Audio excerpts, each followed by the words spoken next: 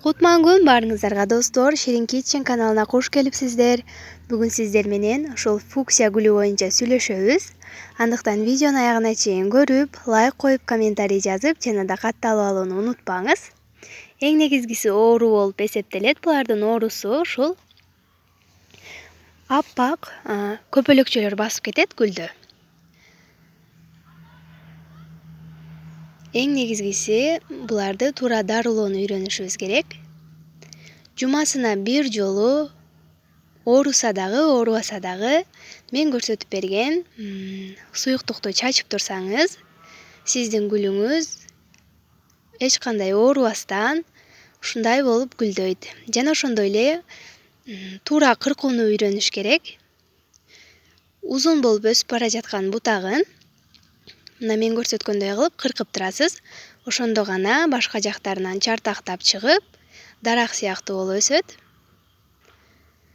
Бул болсо кичинекей фуксия. Буну дагы жума сайын дарылап турабыз. Дарылабаса ушул чоң фуксиядай болуп, аппак болуп, көпөлөкчөлөр басып кетет. Орус тилинде грибковое заболевание деп коет.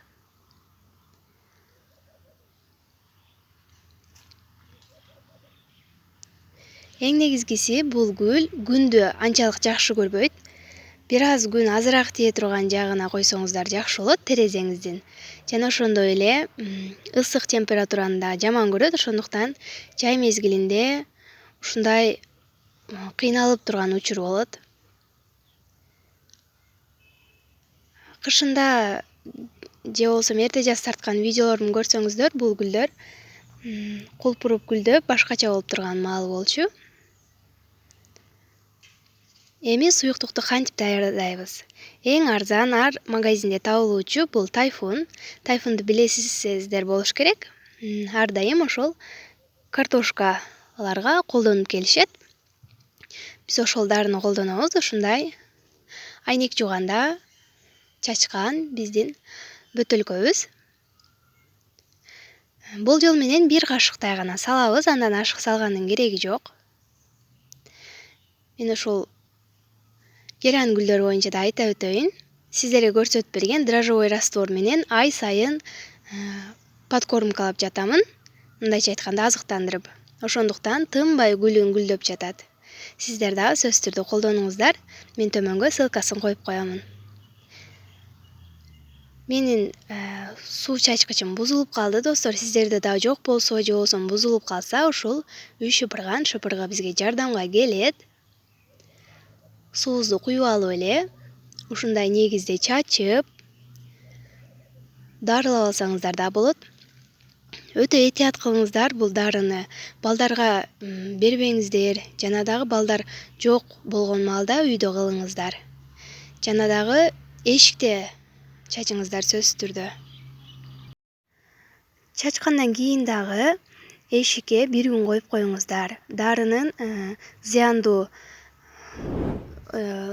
абалары учуп кетиш керек. Ошондон кийин гана үйгө алып кириңиздер. Балдарыңыздардан алысыраак коюңуздар дарыларды. Сөзсүз түрдө өтө күчтүү дары болуп эсептелет, ошондуктан эскертип айтып коюшум керек. Мынакей достор, ушинтип биз гүлүбүздү дарылап алдык. Сиздерге менин кеңешим, гүлүңүз ооруса дагы, оорубаса дагы ушул фуксия гүлүн жумасына бир жолу ушундай негизде дарылап коюңуз. Дарга кеңеш беремин. Андыктан видеону аягына чейин көргөнүңүздөргө рахмат.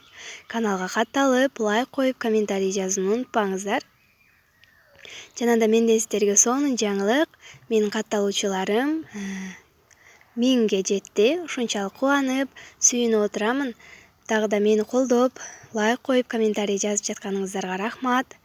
Буюрса, кыргыз тилдүү, пайдалуу YouTube каналдар көп болсун деген тилегим бар. Кийинки видеого чейин аман болуңуздар.